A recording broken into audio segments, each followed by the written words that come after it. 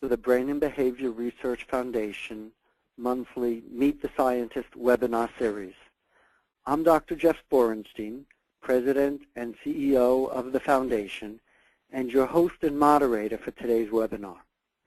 Today, Dr. Helen Blair Simpson, a two-time Foundation grantee, will present a webinar entitled OCD and Anxiety, Symptoms, Treatment, and How to Cope.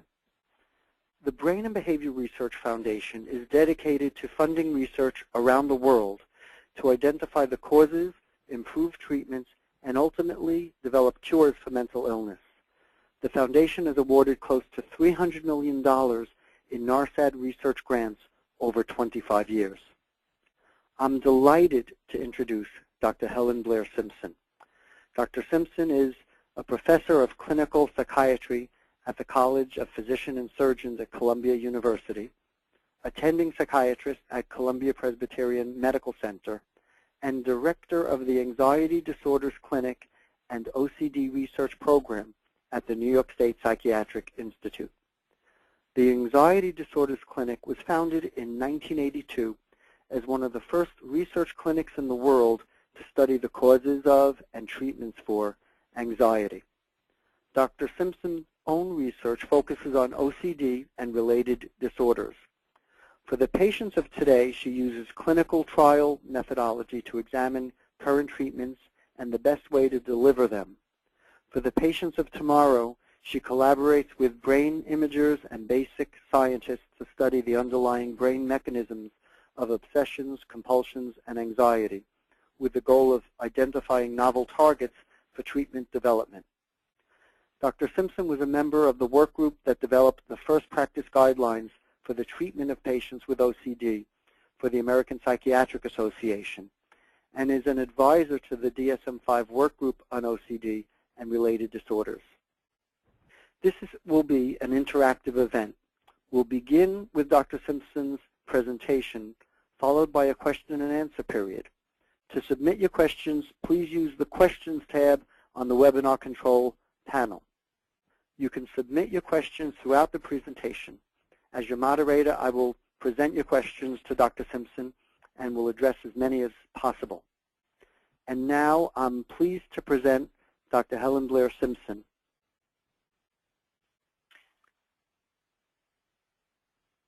Hi, Jeff. This is Blair Simpson. Hi. And I know Jeff because he interviewed me once before, and I'm hoping we can call each other by our first name. Yes, Exactly. absolutely. Okay, great. So I am really pleased to be here today and really happy to be a Brain and Behavior Research Foundation awardee.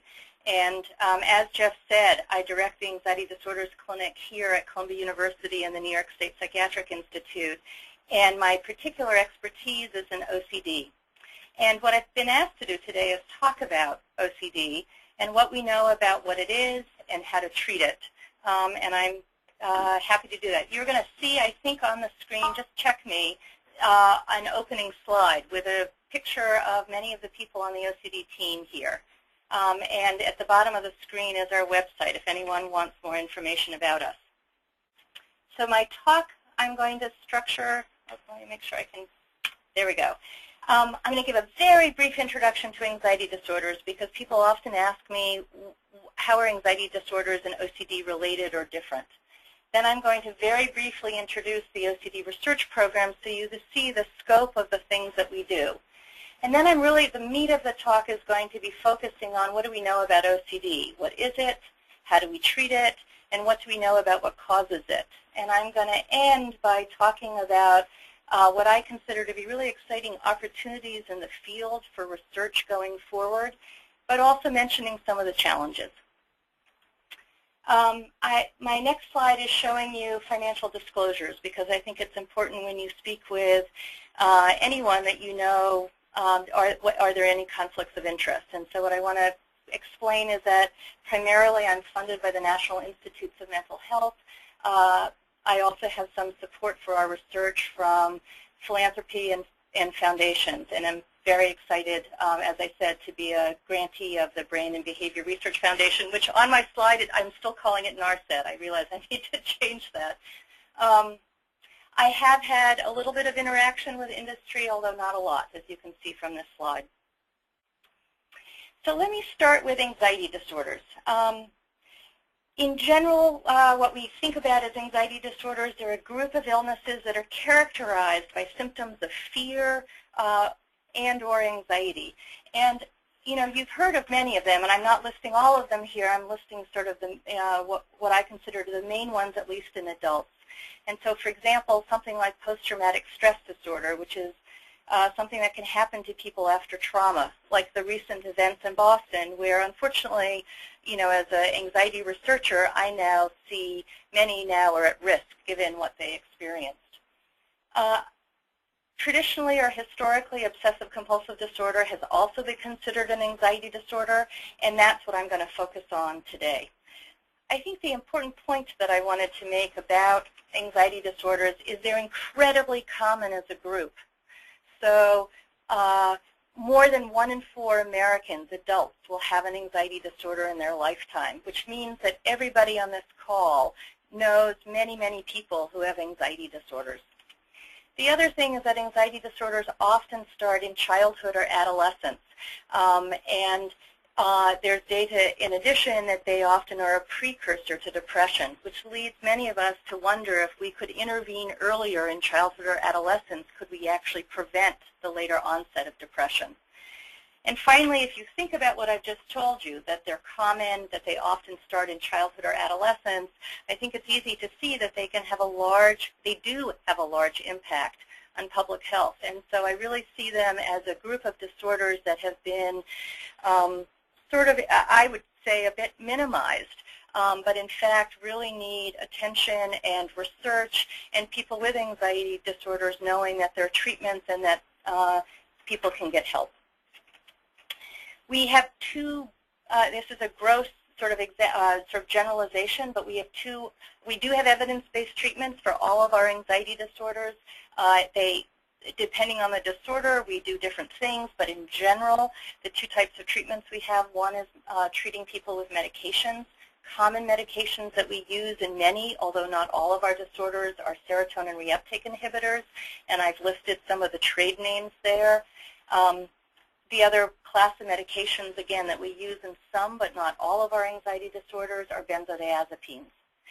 The other main treatment, first-line treatment that we have for anxiety disorders is a very particular type of therapy called cognitive behavioral therapy, where patients are really taught a set of skills for how to handle their anxiety.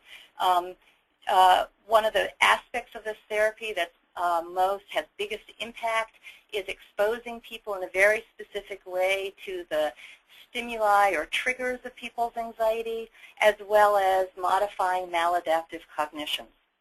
Again, exactly what that therapy looks like depending on the particular anxiety disorder that people are treating. Now, my particular expertise is in OCD. And as Jeff said, is we do clinical research, which I really see as for the patients of today. And this is trying to improve our current treatments. And we're examining best ways of how to combine medications and psychotherapy, and I'm going to show you some of those data later in the talk. And in addition, we're also testing novel treatment strategies, both novel medications, novel psychotherapies, and even novel types of interventions. The other part of the program focuses on what causes obsessions and compulsions or crippling anxiety. And I really see this as for the patients of tomorrow. And what I mean by that is our goal here is to figure out what causes obsessions, compulsions, and anxiety, with the ultimate goal of using this knowledge to develop better treatments for our patients. And so we've been involved in studying the brain circuits implicated in OCD using a variety of imaging techniques, like these are acronyms in the literature, PET, MRS, fMRI, different ways of assessing the brain. We've also been studying what's the same and what's different between disorders like OCD, anxiety disorders, or things like anorexia nervosa, because people with anorexia nervosa also can have intrusive thoughts and repetitive behaviors. And finally, we've been collaborating with basic scientists who've been developing animal models to try to pinpoint the cellular and molecular mechanisms underlying these behaviors. And this is my opportunity to give a shout out again to the Brain and Behavior Research Foundation for their support of pilot projects that helped launch this new research. So let me start with, what is OCD? And the first thing I want to say is OCD is a very disabling disorder. And so the lifetime prevalence of it is about 2%. So that means that OCD is more common than schizophrenia. The median age of onset is 19, and what that means is half the cases start by age 19. And what I'm showing you here is that if you did that same median age of onset for major depression, you'd get 32. And so that just shows you the difference in that number is that OCD is much more likely to start earlier. And what's tragic is that a quarter of the cases start by age 14. So I have patients who remember aligning and repeating and organizing their teddy bears at age 6, 7, or 8. Once people get the disorder, the symptoms typically are chronic with a waxing and waning course. And the other thing that we know about OCD is that when you get the disorder, it's usually not mild in its severity. Epidemiological studies suggest that most people with the disorder have either moderate or severe symptoms. And so if you put all that together, how common it is, that it starts in childhood, that it's typically chronic, and that the symptoms are moderate to severe, I think you can understand that this can be a very disabling illness.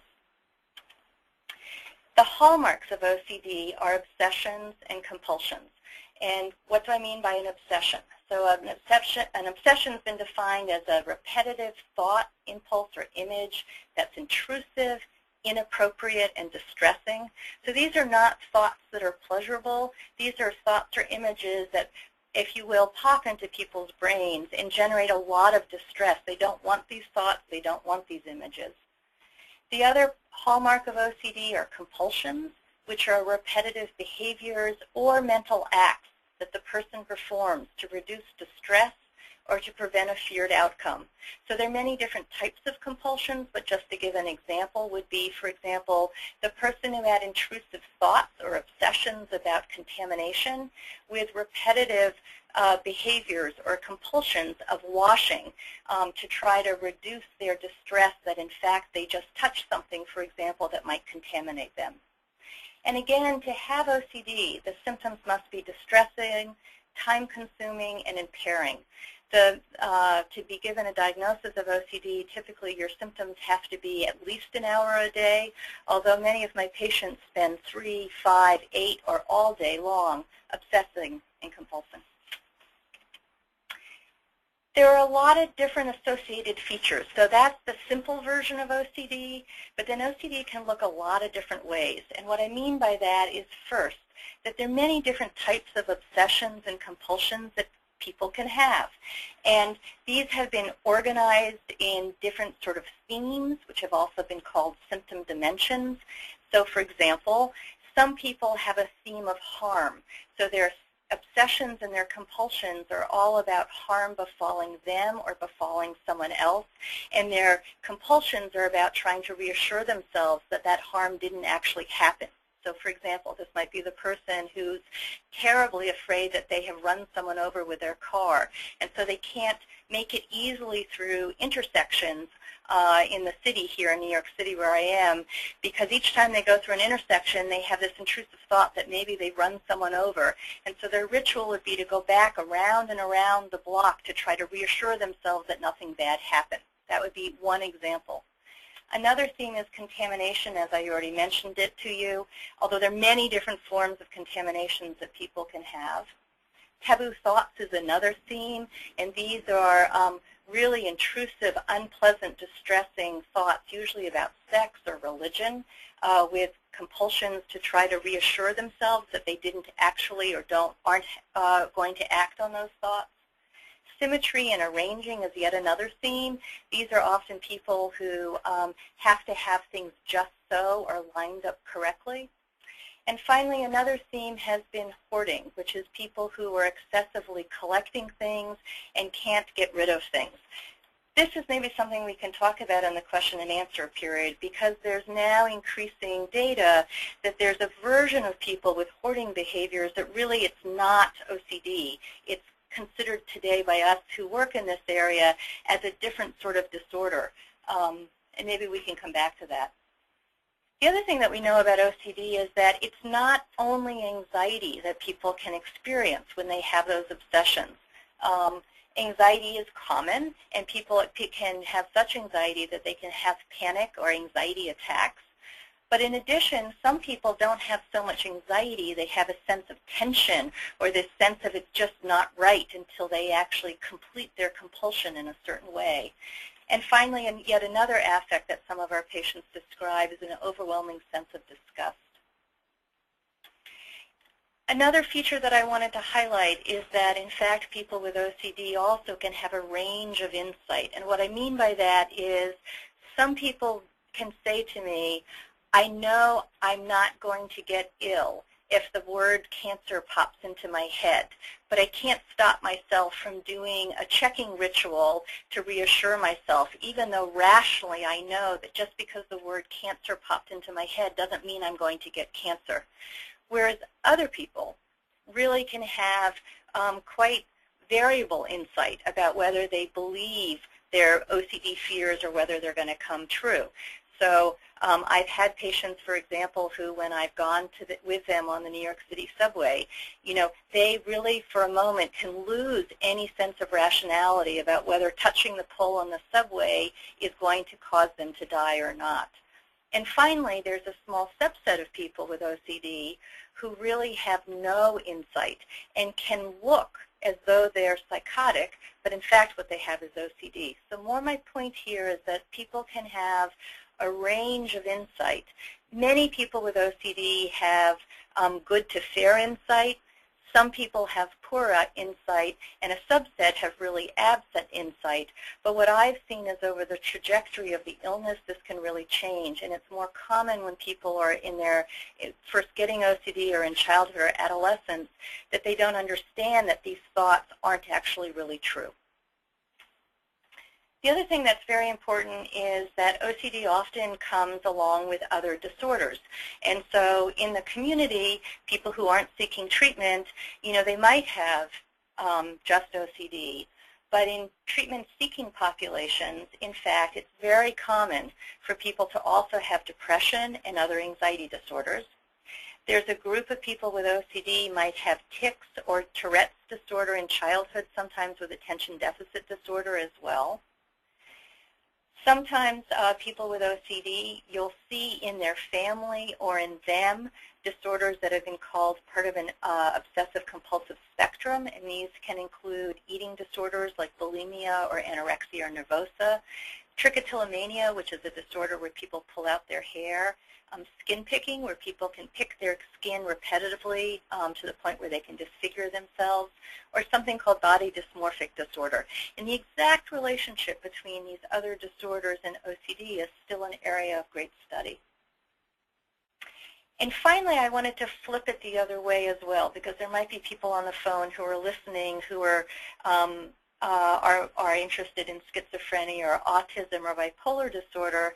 And we also know that people with those disorders have a much higher rate of OCD than would be expected by the 2% lifetime prevalence. And so, for example, in schizophrenia, depending on the study, as many as 12% of people will have as well a diagnosis of OCD. And my point here about emphasizing that that OCD can often come along with other disorders is that's important if you're a clinician or a patient listening, because your treatment will have to be modulated and tailored depending on which of these other disorders you have. It's also important for someone like myself who's interested in research and what causes these disorders, because it's gotten us very interested in what is the relationship at the level of the brain between these different things that in our clinical manual look like they're separable categories. like schizophrenia and OCD, or tic disorder in OCD. But in some cases, there's at least a partial overlap, and what does that mean at the level of the brain? And the positive of that is that means that what we learn about OCD may not only help people with OCD, but might also help teach us important things about all of these other disorders as well.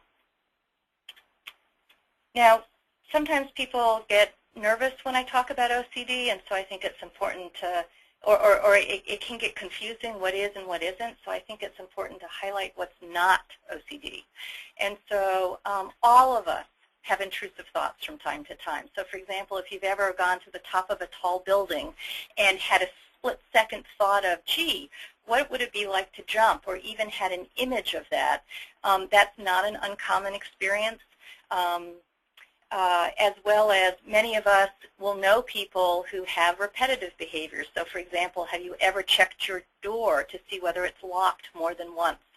So intrusive thoughts and repetitive behaviors occur in all of us. That isn't OCD. Again, to have OCD, it has to be time-consuming, impairing, highly distressing. In those of us who don't have OCD, we might have this intrusive thought. It comes into our head. We might notice it. We might not. And then we just sort of think, well, that's sort of an odd little thought. And we go on with the rest of our day. That's not what happens to people with OCD.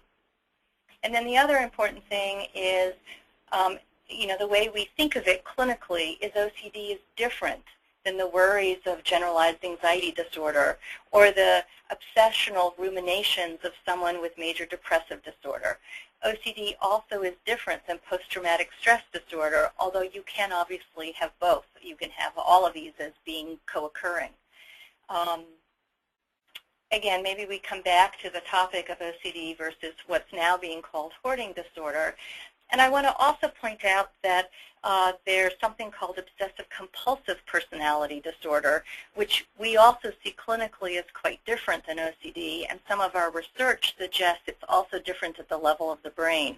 And so obsessive-compulsive personality disorder, these are not people with intrusive thoughts. They might have habits and ritualized behaviors. They like things done a certain way, but they're really characterized by having a rigid and perfectionistic sort of behavioral style or character style with a lot of emotional restraint. And I hope you can see from how I've described OCD that that's somewhat different. Now, unfortunately, we also know that, again, you can have both of these things together. And when you have both of these things together, unfortunately, that often predicts a somewhat worse treatment outcome. And that leads me to treatment. So let's talk about how OCD is, how we currently treat it. And the good news is that we do have 2 first-line treatments for OCD, both of which work. And I'll go into more details about each of them, but just big picture. The first thing we have, and these are a class of medications called serotonin reuptake inhibitors, and they're called that because their primary action is on a protein in the brain called the serotonin reuptake inhibitor, and that's why they're a class of medication with that name, and I'm going to call them SRIs in this talk. And they include a medication called clomipramine, which is the generic name, meaning the chemical name. The trade name was anafranil. So SRIs include clomipramine, which is an old-fashioned antidepressant, but has primarily action on the serotonin reuptake inhibitor. SRIs also include what we call the selective SRIs, and I've listed them here. These, again, are the chemical name. So fluoxetine is Prozac, fluvoxamine is Luvox, paroxetine is Paxil, etc. All of these medications, with the exception of escitalopram, and citalopram, are FDA approved by the Food and Drug Administration for the treatment of OCD. The other treatment that we have that works is this, again, this very specific type of therapy called cognitive behavioral therapy. And the version of it that's found to be most potent and most effective in OCD is a variant of CBT called exposure and response prevention, sometimes called ritual prevention. And it's got a lot of different acronyms in the literature. You're going to see me use EXRP for exposure and ritual prevention, or I might say exposure therapy. So We've done here in the Anxiety Disorders Clinic, in collaboration with Edna Foe at the University of Pennsylvania, a series of studies really looking at and comparing medications to this particular form of psychotherapy for OCD. And I just wanted to show you some of the highlights of these studies so that you can understand why we recommend these treatments. I think it's probably important I should mention for a second exactly what I mean by exposure and ritual prevention. So when you do exposure and ritual prevention therapy with a patient, you sit with a patient and you map their OCD, and that means you really learn their world of obsessions and compulsions. Then you design with them live confrontations of the situations that that generate their fear, and imaginal confrontations of what they think might happen. And you also coach them in how to not do their rituals.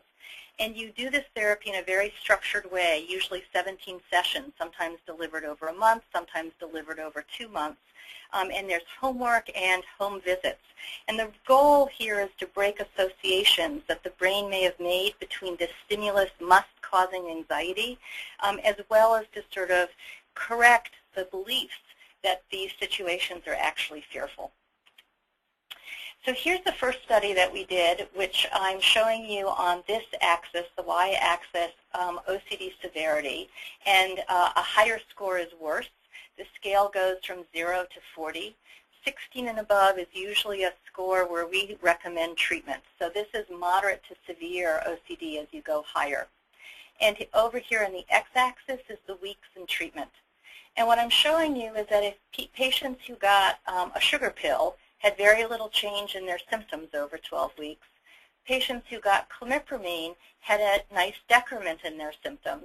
But patients who got this exposure therapy, either with or without the clomipramine medication, had the most dramatic decrease in their symptoms, and the therapy was delivered intensively in this study over 4 weeks, and then they maintained their gains out to 12 weeks.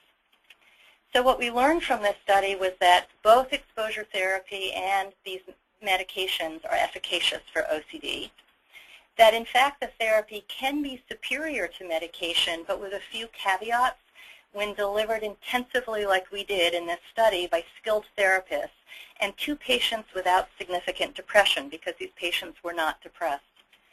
And finally, to our surprise, the combination was not clearly better than the therapy alone in this study, but the two treatments were started together, and the exposure therapy was delivered intensively. And yet what most patients get in clinical treatment is the medication alone first, because it's easy to get, it's much more accessible, and it's not time-consuming. And yet, as you can see, the patients who were on medication alone, this is the same slide I showed you, while they did have a nice decrease in their symptoms, they still had enough symptoms that they could have entered the study at the study end. So the second study we did was to ask, well, if you gave them the therapy here, could you bring them down at that point? And that was the second study we did, again, in collaboration with Edna Foe at the University of Pennsylvania. And the question was, can exposure therapy augment or enhance the effects of medication if you were stably on medications and still had symptoms? If we give you the therapy then, what happens? And that's the next study that I'm showing you the results. Again, OCD severity is here on this axis. 16 and above is where we recommend treatment. And along this axis is how many weeks in treatment. And here we gave the therapy twice a week. And what you can see is if you got the exposure therapy, again, you had a very nice decrease in your symptoms. It worked. We could improve your outcome by adding exposure therapy. And in this study, we compared it to a control therapy. So we controlled for the exact same amount of time and support from a therapist, but you weren't doing exposures and ritual prevention. And you can see that the people who received the control therapy didn't have as good a response. So what we learned from this study was that if you add exposure therapy, you can improve your response to medication when you add them sequentially. Data I haven't showed you that we've also shown is that, in fact, the people who respond to this combination, many of them can maintain their gains out to 6 months now without ongoing treatment. And after the combination of these two treatments delivered sequentially, in fact, some, about 40%, will actually achieve remission. And what I mean by that is minimal symptoms. This is wonderful for our OCD patients. This is really a big change from the 1970s or 1980s. Oops, I'm sorry. Yes. Well, that led to the last study. And here's new data that isn't yet published, but I wanted to show you because I think it's so important. The only other treatment we currently had to augment or improve the response to serotonin reuptake inhibitors was to add medications. And the most common medications added for OCD patients who had a partial response to their serotonin reuptake inhibitor was to add a class of medications called antipsychotics. These are medications like risperidone or olanzapine or haloperidol. But these medications, while they had been shown to be effective in some, often come with really not good side effects. And so given the data that we had with exposure therapy, we wanted to ask and compare directly which is better, adding exposure therapy or adding antipsychotics, again, in OCD patients who still have symptoms, even though they've had a really good trial of a serotonin reuptake inhibitor. And these now are the data. These are new data. Again, I'm showing you OCD severity here on the y-axis. 16 and above is considered when we would recommend treatment. Here is the treatment week. You see almost identical findings of if we add exposure therapy twice weekly, we get a nice decrease in symptoms. But if we add risperidone, which is in red, or pill placebo, a sugar pill, in yellow, we see we get very little change and no difference between them. So what we have concluded from this study is that OCD patients on serotonin reuptake inhibitors, that first-line treatment for OCD, who have ongoing symptoms, so they need more help. They benefited from their SRI, but they still have symptoms, which is what will happen, unfortunately, to many.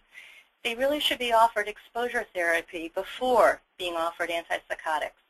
What we don't know is whether if you don't do well with exposure therapy, can you then benefit from antipsychotics? Those are data we have that we're looking at now. But the other thing that this really highlights is the important necessity of finding alternative medication strategies and, frankly, alternative interventions for people with OCD. And I mean not only for the people on serotonin reuptake inhibitors who still have symptoms and, let's say, who can't do exposure therapy, but also for the people who really don't respond to this combination to begin with. And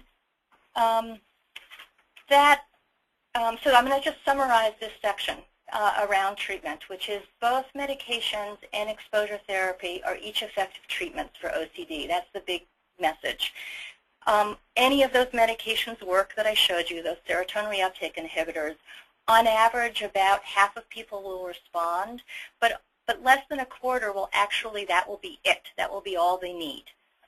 Most people will still have symptoms, even though their symptoms will be less. So the limitations of this strategy are the partial effects, and also serotonin reuptake inhibitors, while in general benign and very well tolerated, over a lifetime can cause weight gain, can cause sexual dysfunction, and so, people often, are unhappy about taking them. The exposure therapy, more people may respond, but half will achieve minimal symptoms. But this treatment also has limitations. Can people access it? It completely depends on patient adherence. If the patient can't do the therapy, then the therapy can't work. And even patients who do really well in the therapy, some later may relapse. The second conclusion would be that OCD patients on serotonin reuptake inhibitors with ongoing symptoms should be offered exposure therapy as their first step to try to improve further. And the good news is that after this combination, about 40% will actually achieve minimal symptoms, which is wonderful. And we have a new study, anybody who's listening in the New York City area or Philadelphia, we have a new study focusing on that group. And please call us or look at our website. But again, for people who don't respond to this strategy, we need new treatments. And that leads me to address at the end what causes OCD, because many of us in the field believe that one of the best ways to try to think about designing even better treatments than we have now is trying to figure out what causes obsessions and compulsions. And if we knew that, maybe we could design even better treatments than we currently have. And there are many things that I could talk to you about now, because there's a lot of excitement in the field and a lot of different interventions that we're looking at. But in the interest of time, I'm going to highlight one story. But let me start with big picture. What causes OCD? And when someone says that to me, I think of it two ways. First, there's how does the brain produce obsessions and compulsions? And so any behavior that we do, that I'm talking with you today, my brain's allowing me to do that. And so likewise, if I had obsessions and compulsions, my brain is causing those obsessions and compulsions. And the working model in the field is that obsessions and compulsions are caused by specific brain circuits that are not functioning properly. And I'll show you a picture of these areas on the next slide. But I just want to point out that's a very different question than what I would call etiology, which is how did the brain develop this problem in the first place? And that's a much broader and a bigger question, because there are probably many ways that the brain developed that abnormality. And there's data for each of these causes that I've listed here. And in the end, we in the field think that there's some combination of genetic vulnerability, what happens to you in your environment, and what happens to you during your developmental trajectory that may cause an individual patient to end up with a disorder of OCD. But obviously, there's an enormous amount of work that needs to be done here. The easier problem really is how does the brain produce obsessions and compulsions? And there's been some progress. So here I'm showing you a side view of the human brain. The front of the brain is here, the back of the brain is there, and the brain has many different parts to it. What I've highlighted in blue are parts of the brain that we know from human imaging studies are abnormally active in people with OCD compared to people without OCD. And these brain areas include the orbital frontal cortex, the anterior cingulate cortex, a part of the basal ganglia called the striatum, and the thalamus. And these areas are connected to each other in a loop. And the working model is that there's a hyperactive brain circuit in people with OCD. And that's really focused people on how to, from a treatment point of view, are there ways that we can intervene or with that loop, or are there ways that we can normalize the abnormal activity in that loop? Now, I want to emphasize, though, that just because we find abnormal activity in an imaging study doesn't prove causality. It doesn't prove that this abnormal activity has actually led to obsessions and compulsions. So I want to highlight the data from a junior faculty member that I've worked with, Susanna Mari, and she actually went to mouse models to actually test whether abnormal activity in that loop, in fact, can cause OCD-like behaviors. So using a brand new technique, and this is, I'm trying to highlight the sort of incredible advances in neuroscience. So there's a brand new technique which is called optogenetics, where you can stimulate specific circuits in the brain using light. She stimulated brain circuits from the orbital frontal cortex to the striatum, that same part of the loop thought to be involved in human OCD. And what she found was that brief stimulation of this one pathway over several days led eventually to excessive grooming behavior in the mouse when the mouse was not being stimulated. And I'm showing you that here on this graph, where you see a mouse who was the control mouse in which this loop was not stimulated, and the mouse who over days had an increase in grooming behavior. And again, this was when the stimulation in that circuit was not turned on. So if you will, in essence, she caused a repetitive behavior, if you will, an OCD-like behavior, by disrupting the activity of this specific brain pathway. Moreover, she went on to show that when she gave the mouse the same medications that we use to treat OCD, serotonin reuptake inhibitors, that this excessive grooming behavior went away.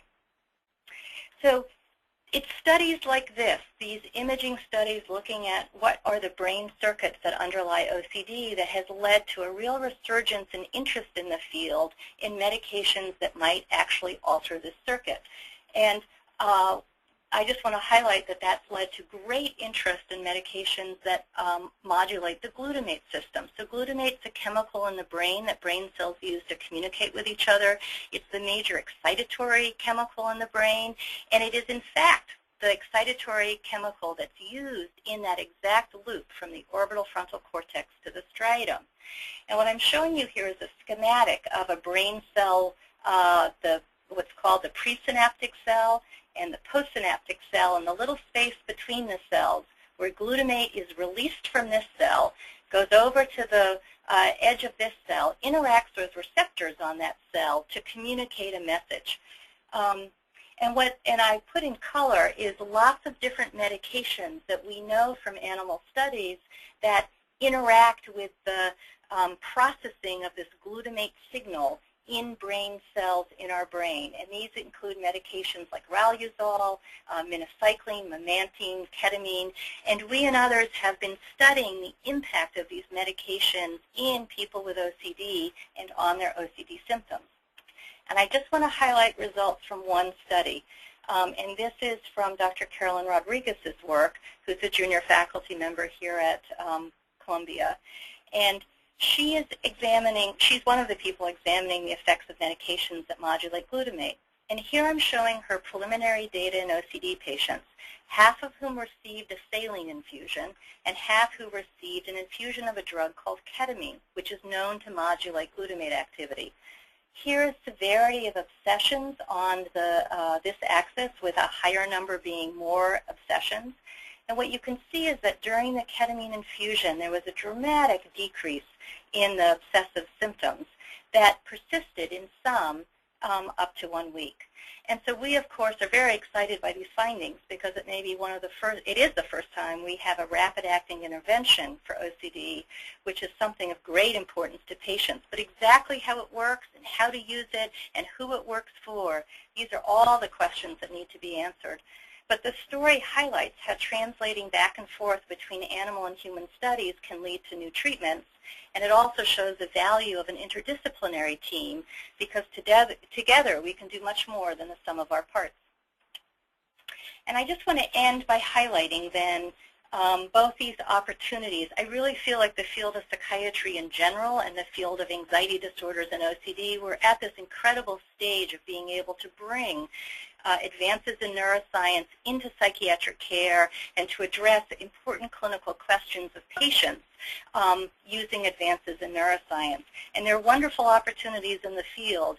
And so what's the challenge? The challenge is funding.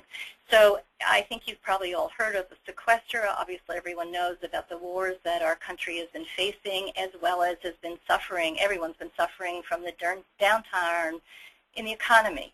And that has a direct impact on research dollars at the National Institutes of Health and the National Institutes of Mental Health, which is why the Brain and Behavior Research Foundation in its philanthropy has been so critical in general to the field in initiating so much of the research that I've talked about today, but plays an even more important role today than any before because research dollars are so difficult to come by.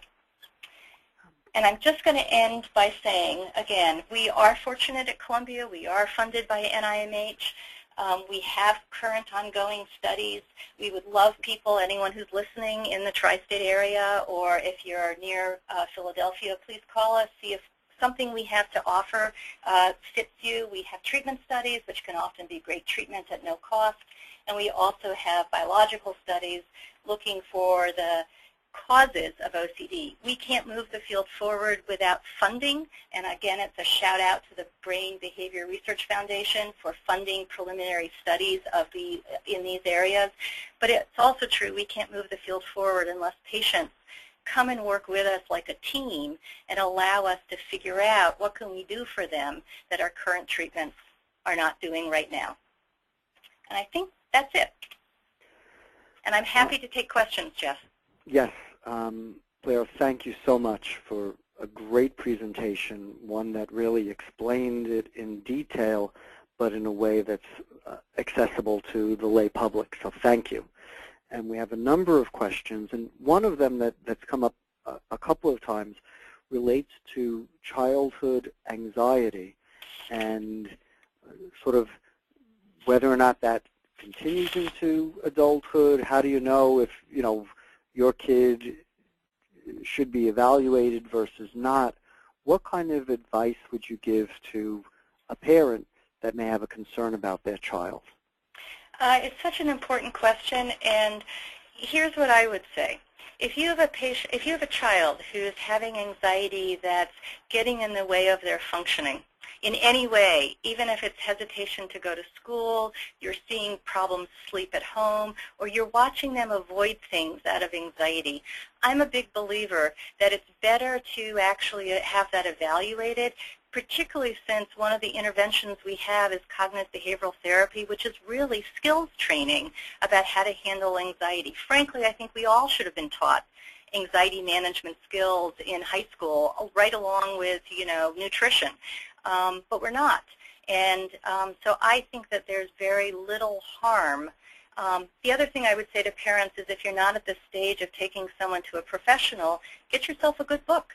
Read about it and really see whether what you think is in front of you. Schools these days are much better at knowing more about anxiety in kids, and pediatricians are much better at recognizing anxiety in kids and understanding its importance. So if you're not yet ready to see a psychologist or a psychiatrist, definitely as a parent, read about it, learn about it, and speak with your pediatrician or your teacher at school to see whether you can get a sense of whether this is at a point where treatment is really critical. I guess I would say, too, is, the thing about life, right, is every challenge we encounter is also an opportunity for mastery. And so I think the model here is bumping into problems is not the problem. It's how we cope with problems. And what we want for our children and what we want for ourselves is that we develop a skill set for coping with problems as they come along in our life and developing increased mastery, as opposed to bumping into problems and then starting to avoid. And then that's exactly what leads us away from mastery and resilience. I think in many psychiatric conditions, and in particular OCD, people often keep it a secret and may suffer in silence. So I think I sort of am curious, how do you get people to seek treatment and not sort of suffer quietly? You're so right. People always are so surprised that OCD is twice as common as schizophrenia, and I think so many people with OCD are suffering in silence. They're embarrassed, they're ashamed. Many of them think these thoughts about harming others, someone will think they're crazy or really do want to do these things. So I think the internet for this is spectacular. The ability for people to go on to websites like the Brain Behavior Research Foundation, like the OC Foundation, like the Anxiety Disorders Association of America, and really educate themselves. Things like the webinar today, the ability to be, if you will, anonymous and get the information you need. I think we as a society also, how do we help make these mental illnesses not something that's stigmatizing, but like any other illness we might have, people are not afraid to say, oh, I have to go see my doctor to get my treatment for hypertension, and yet there's a lot of secrecy and shame around mental illness, and that's a societal thing that we need to do as well. I agree. We have a number of questions, I think, because we brought up the issue of hoarding and said we'd get to it in the questions. So let me ask you to give a little overview about the hoarding issue.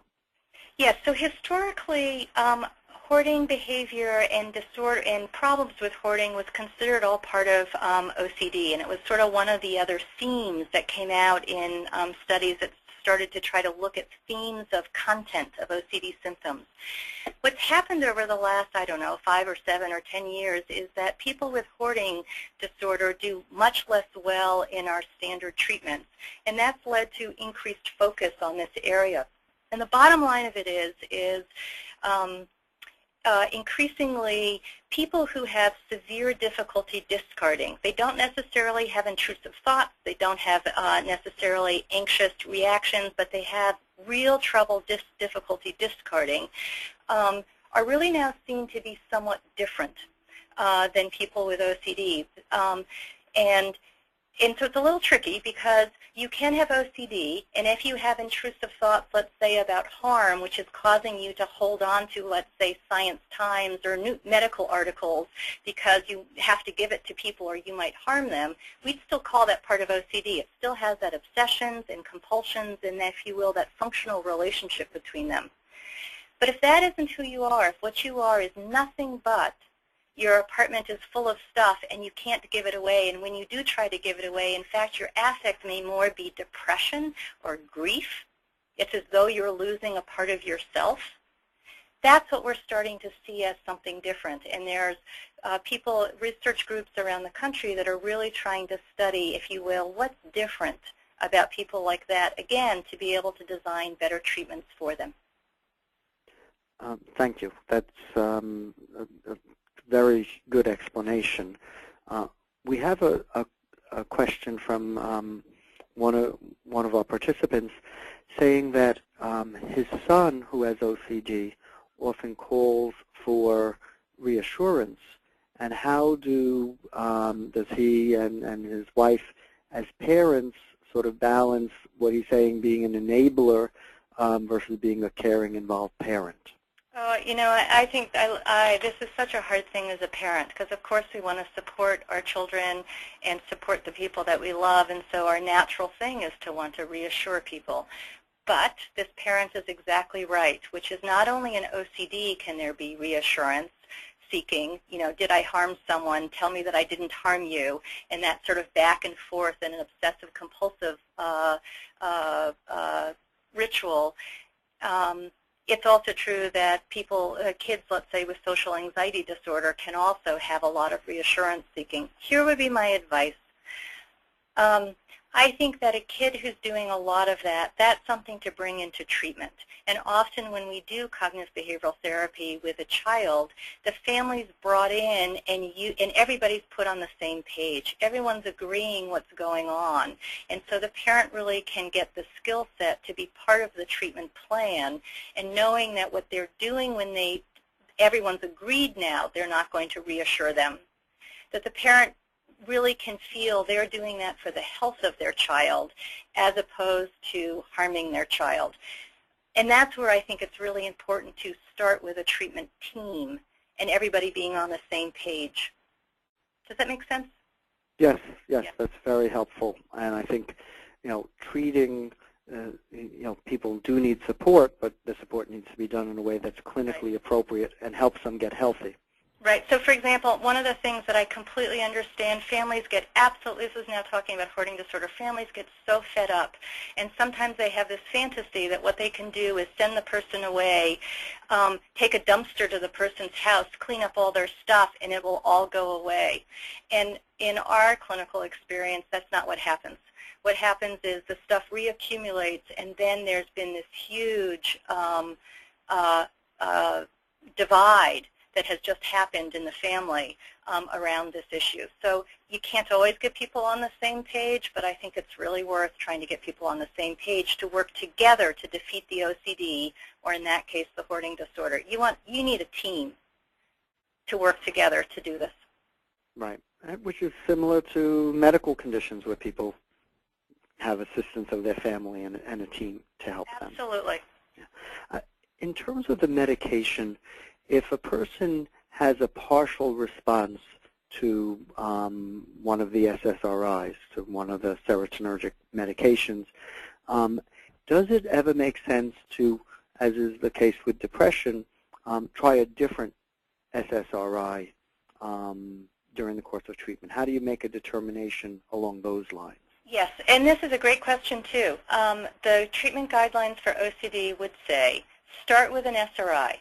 If it doesn't work, try another one. And it doesn't make sense in some senses, right? Because if they all work the same way, why should a second one work? But in fact, our clinical experience and some, naturalistic data show that in fact, for some patients, one works and one doesn't. So absolutely, we usually recommend if one has not worked at all to go on to a second. And a lot of times we'll recommend if you can tolerate clomipramine, which some people can and some people can't, there's still a sense of it's worth trying that as well. So there are things that we do. The one thing, though, I want to emphasize, though, is if you've had a partial response to a serotonin reuptake inhibitor, that doesn't mean necessarily that the medication's failed. What that may mean is that's what the medication will do. And so I do also warn people, if I have someone with a partial response, I'm not usually trying to change that medication because that may be as good as it gets. I'm trying to then enhance that response, again, by adding psychotherapy or by adding other medications on top. Okay. And as you're talking about enhancing response, we have a couple of people asking about additional complementary therapies, such as yoga or exercise. Yes. What's the role of those types of interventions? Yes. Well, you know, I am an empiricist, and what that means is if things make people feel better, I am for them if they don't harm them. And we know that exercise is an incredibly good mood enhancer and stress reducer, as is yoga. So there is absolutely, not only is there no harm in yoga or exercise, but in fact, again, we can't, what we see clinically is that people who are stressed, whatever that means, whatever people means, it's almost like gasoline on OCD symptoms. And if people get depressed, often their OCD gets depressed. And so managing yourself in a healthy, stress-free environment with good sleep and good eating is absolutely critical to well-being, whether you have OCD or you don't. Now, you know, there are some very, very small studies of using yoga. You know, large studies haven't been done, and so it's not, I don't usually recommend that that be the only thing that someone does, but as an adjunct treatment, I think these things are wonderful things for people to try and experiment with. Excellent. And I agree, and clinically, I think not only, as you were saying, not only for OCD, but for other conditions, these types of added aspects, certainly reducing stress, makes a big difference in people's lives. Yes. You know, it's funny, we think about it with medical illness, so reduce the stress in your life because you have this medical illness, and sometimes we forget, well, you know, mental illness also is very stressful. So if you just reduce the other stress around you, how could it not be beneficial to what you're trying to do in terms of your treatment goals? Exactly, exactly. Blair, I want to thank you not only for your excellent presentation and answering the questions in this give and take, but also for your extraordinary work and commitment to research, which certainly is an inspiration to all of us, and very much of a beacon of hope for all of us. Well, that's very gracious. As I think you know, Jeff, you know, we're really committed to trying to make a difference. And, you know, I have lots of hopes for what we might be able to accomplish, and I hope I can accomplish them in my lifetime, or the next generation behind me who we're training as well will, you know, go on to even better things. There are a lot of people suffering, and it's really important to do something about it. I agree, and I feel very optimistic about the work that you and your colleagues and people around the country are doing, around the world are doing, with regards to brain research. It's a very exciting moment in psychiatry. It really is. Yes, no, I agree. In addition, I want to thank our audience for joining us today. The Foundation, through its research grants, as well as through knowledge-sharing forums such as this, is dedicated to improving the lives of people with psychiatric conditions. And I thank you for joining us in that mission. All of the research we fund is made possible through private donations. So if you'd like to consider making a gift, please visit our website at bbrfoundation.org or call our phone line at 800-829-8289. The webinar has been recorded So if you've missed any portion or want to share the webinar with a friend, please visit our website and you'll be able to see the webinar within the next day or so. It'll be up in a recorded fashion. I want to invite everybody in our audience to join us next month when we'll hear from Dr. Karen Wagner, who's a member of our scientific council and the director of the Division of Child and Adolescent Psychiatry at the University of Texas Medical Branch in Galveston. She'll speak to us about depression in children and adolescents, and that will take place on Tuesday, June 11th at 2 p.m. Eastern Time. Once again, I want to thank Blair and thank everybody for joining us and wish everybody a nice day. Take care, everybody.